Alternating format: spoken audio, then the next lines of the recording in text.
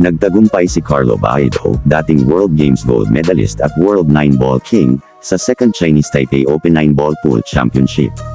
Agad niyang tinalo si Bernie Reg Alario sa All-Filipino Finale, idinagdag ang isa pang gantimpala sa kanyang malaking koleksyon at kumita ng $10,000.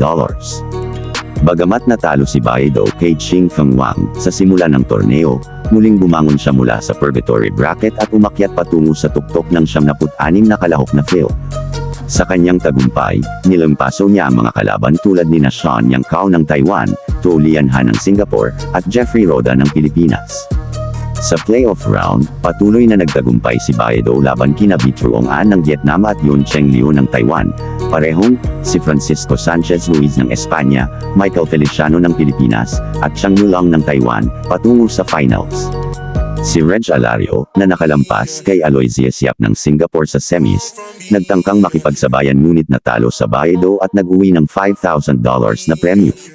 Sa pangkalahatan, itinatag ang dominasyon ng bansa sa larong ito na nag-produce ng maraming world champions, kabilang ang pangalan na tinatawag nilang The Magician, Efren Bata Reyes.